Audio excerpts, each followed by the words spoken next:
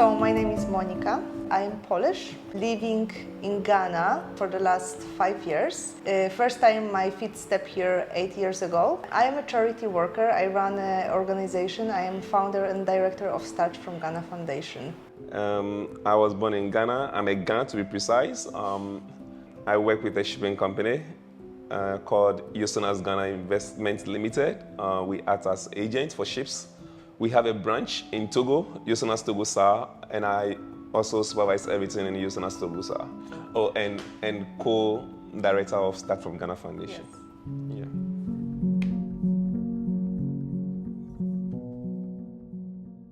Yeah. That we have to write a book. How much time do we have?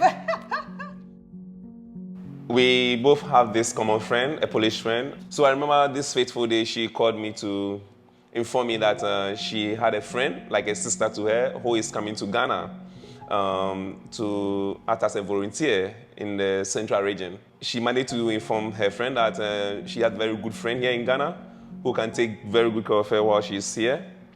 So she sent me her contacts. And I remember, the funny thing is, she will be calling me most of the time to find out whether I've reached out to her sister in the central region. I'm like, no, not yet. I'm very busy, and I'll try to find a time. And almost she has been calling me constantly to be asking me about her. Yeah, so we decided to fix a date to come to, and went to the central region. And trust me, that day I put on my best kakitra, and I drove all the way 92 kilometers to Magasin. More, right now, more to visit her. And I think that was the first day we met one-on-one, right? Yeah. So he was coming first once per month, making sure that we are okay. We have some issues with organization I was working with. So he was self-called a mentor and guide and like really a good friend to all of us, but definitely because we were introduced by her, we just spent a lot of time together. So like also he was coming, taking us for some trips, and it was just like very nice friendship. And for a very long time, I think it took us like really almost a year. Yeah. Like I knew that I have a great friend, you know, whom I can rely on, but there was nothing like related to us courting or dating. He was in the relationship by then, so it was quite clear that yeah, we are just friends. Like you said, I was in a relationship, but things weren't working the way I expected, or between the two of us.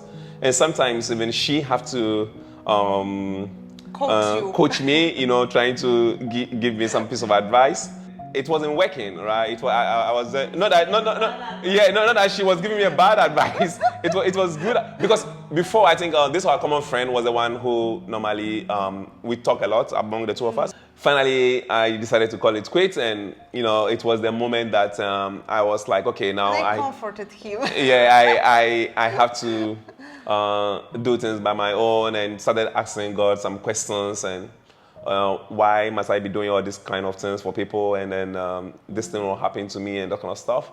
That was the moment I started thinking about some friends in mind, and her name came into my mind. And I was like, look, she loved kids. I'm very crazy about kids. She loved Christ. I love Christ.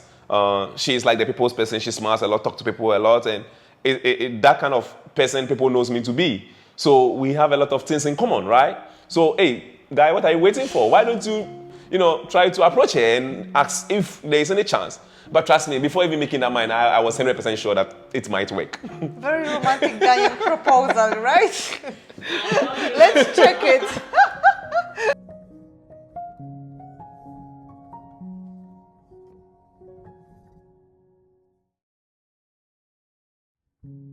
My first trip to Poland, I think what I saw that what I found it really encouraging was I told Monika like how to sit on a round table as a family.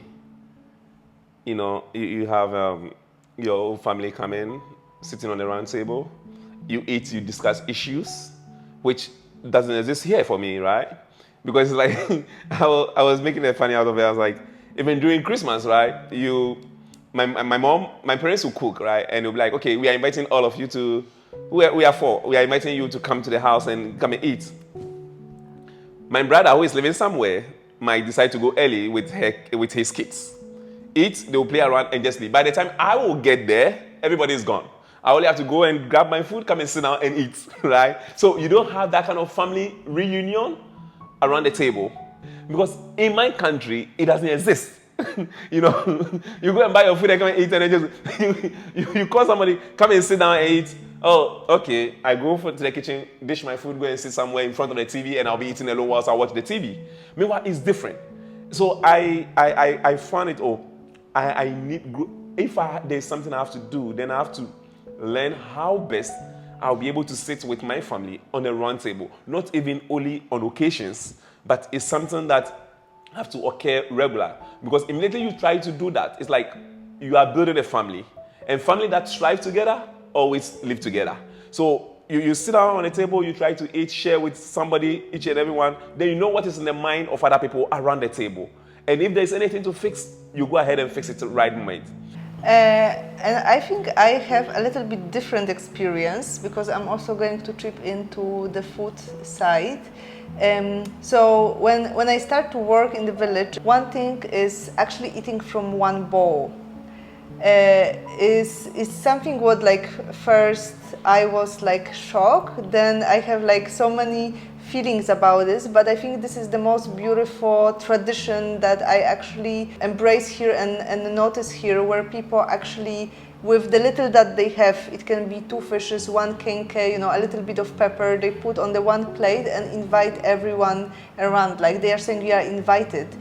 I think it's quite big and broad topic over here, and of course it can bring some extreme opinions, but it's also the matter of faith over here. So I am coming from a believing family, like I am a Christian, and I think my faith really grow into another level over here. I never thought I will actually say this, but I think like I've been challenged in my faith living here and really not be frozen or numb when I see the needs of people, but it rather stirs me into okay, maybe the system doesn't support this, but what me, Monika, as an individual, what I can do to make people's life a little bit better, what I can do to improve their situation.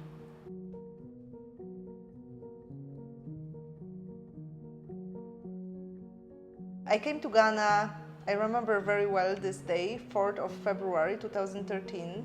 February is the middle of winter in my country, which at that time it was minus 16 Celsius, and I was transferred to plus 35.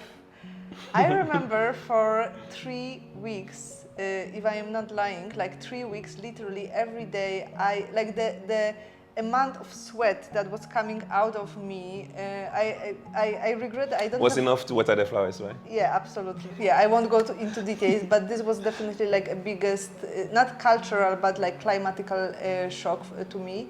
Even though it was quite hard, it's been quite a long ago, so I think the hardship kind of melted down with the sweet part of being here. And I think, like, of course, for most of the foreigners, timing, like working in the rural communities and, you know, like some small communities, like we run a couple of projects and everything needs to be flexible. It was actually our motto, like we become flexible in all means, because even if you're supposed to start the classes with the kids at 8 o'clock, we've been there 7:30, the school was empty, or it was now kind of catching up on it. And I went with the flow. I knew that this is like my lifetime experience, and yeah, I was absolutely ready for that.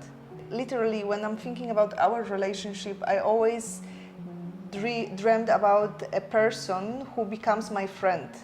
So like we have this 11 months of getting to know each other as a friends. Like he was really so kind and, you know, like going ahead with initiative that we didn't experience from the people we work around. So it was rather like a positive cultural shock. Okay, maybe it wasn't cultural shock, but I remember when you brought me to Tema to introduce me. Okay, so he even didn't tell me this, but he wanted to introduce me to his boss, who was actually around, and it's like his godfather. So it was quite a big deal, and I didn't expect that. And the same day, he took me to his family. to introduce Just me to as visit, just to visit as a just friend. to visit, Yeah, as a but friend. it was like absolutely, quite a big shock, and I didn't know how to behave. Like he didn't do any introduction for me, so this was a little bit of a cultural shock for me. But it's so funny that very often people are asking us like, what is your biggest cultural like marriage transition? And the truth is that I don't have it. We don't have any additional like challenges that normal couple have who probably comes from two different sides. If I will be his Ga and I will be Ashanti or something, people also go through the same things. So yeah. If somebody asks me of anything like cultural difference, I don't get it. It doesn't work for me because from day one I just psych myself and I'm like, look, I'm just going all the way around. My major issue somehow would be like the language barrier because it's something I love languages, but I know, so I got married to a Polish lady and I discovered that Polish is very difficult.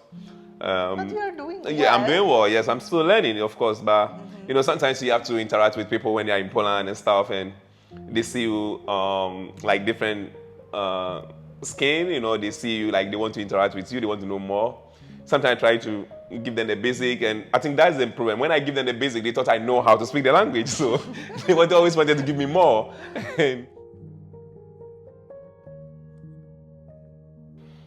Okay, so I think the first idea came about a crèche. Maybe she will talk more about how she decided to get a concept of building a crèche. Along the line, we discovered that, okay, we only have the kindergarten or the crèche, but people really wanted us to do more, or we wanted to do more for the people. So we need to form an organization, an umbrella that will have the crèche within it, right? So I think that was the moment we were trying to look for the name of the foundation, and I was making all kinds of crazy ideas and coming out with all crazy ideas, start from Central Region and blah, blah, blah, start from Dwadzi. And then she came out with the idea, okay, maybe God will ask us to go to different countries or something, we never know after the next 5-10 years. So it's something that we are starting in Ghana together. So why don't we name the foundation Start From Ghana Foundation? So I'm like, okay, it's cool. Maybe next time you find yourself in Thailand or in China, then you can start from China or start from Thailand. As I said, I came to Ghana in 2013, and I came for a project. We were working in like rural communities, but also in a couple of schools. So we adopted 5 villages where we were doing some prevention awareness campaign and some like medical stuff. There was this one village which is called Yadze in central region, like 20 minutes from Mankasim. The picture that like we saw very often, we met the woman that we were working with over there on the big palm oil factory, and it was basically like a kind of field, and they were having few machines and big pots of oil boiling in the middle of that place, and really Everything was manual. Yeah, and what really captured me, it was the view of the little kids who were like trying to walk around these pots. And then one day we came there was some funeral going on, and I saw this like strong lady in the middle of the ladies who were gathered there, and I asked someone, who is that? And they told me this is a Queen Mother. We've met her and we have a really good chat. One day I've met the Queen Mother again, and in the middle of the conversation she just said that they need shelter, a place for these little kids whose mother are working on this palm oil factory, and if I will be able to be a support of that. She came out with some idea, and I said, yeah, like I will be very willing to hear what you can like say. And then she said that, okay, they have actually a place that she would like to contribute into that project. I said, okay, that's interesting. So show me the place, show me what you have on that place. So I went back home and I started to think and pray about this, and I said, okay, Lord, here I am, like, what is the reason in all of that? So long story short, we agreed with few things with her that if she will be able to dedicate this place, and I will try to organize and see like what will be the response. Like I let her know that actually I came here with another project. My project is coming to an end in 3 months. we started like, I wrote 50 letters to my friends and a couple of people I knew they might be able to support. There are two things that really like hit me strong then, that I know that people weren't given really to the village or the need of the kids that they saw, but they gave because they trusted me, they knew it, my story. And another thing, I think the whole period of time and the fact that I need to make my own sacrifices. So my project came to an end in July, which I supposed to return back home, but we were in the middle of construction, so I knew that there is no chance of leaving this even with him. Like, I need to stay there for my own cost and invest my own money into it, so I decided to do it. But the day when we actually finished everything, I remember this, like, I sat down on a little rock in the corner, I called my parents, I started crying, and I said, like, we really did it, because I knew it that it's not only me, it's the work of all of the people who trust me. I think at that time it was around 80 people who actually contributed, and we finished almost all our construction, and there was some small works which needs to be done. Without them we couldn't open the school, and there was another amount of money that I needed, and I said, like, God, whom else I should go and ask, a person came to our house and he came with an envelope. And I was like, what do you have for me? And he said, oh, this is an envelope. I really felt inside of my heart that I should give this to you. And I said, I opened it, and they were dollars inside. And I started crying. And he said, like, don't you like money? Like, this is USD. And I said, no, you don't understand. Like, I was just sitting like the day before and thinking where else I should go and whom I should ask to have exactly the amount that was in this envelope. And I think he was also moved, and that person was Eddie. So now, except the school, we also run a feeding program and the scholarship program. And I think something that I am the most proud of, and I hope so it will last for some time, it's a project for young teenagers who are like also coming from underprivileged areas, and they have hard access to hygiene and sanitary stuff. And we also cooperate with a local clinic where we organize for them like a medical workshops. So they are girls in between 11 and 17.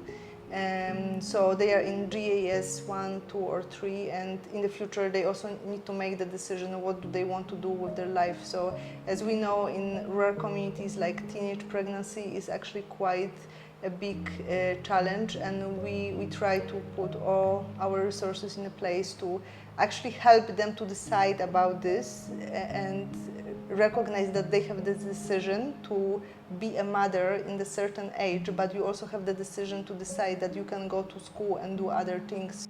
So basically, I support her from behind, let me put it that way. So we try to, anytime she comes out with anything, we try to weigh the options, see how best we'll be able to contact the right people and try to get the necessary support that we might need in order to make sure that whatever is on board, we'll be able to pursue it and make sure that it will achieve its own goal. So basically, Eddie tries to translate for me all of this into the local language. So we also have a lot of like development projects. So just recently we built a library for the kids, and also like our kitchen where we serve, where we launch our feeding program. And last year, in the cooperation with Rotary Club, we expand the community health center. Renovate and commence the opening of the chip compound in a village, Yes. which is serving other 5 villages around the community. So on that level, like, Eddie is more into like the development and conversation with the people and stuff, and yeah, like that wouldn't be possible without him.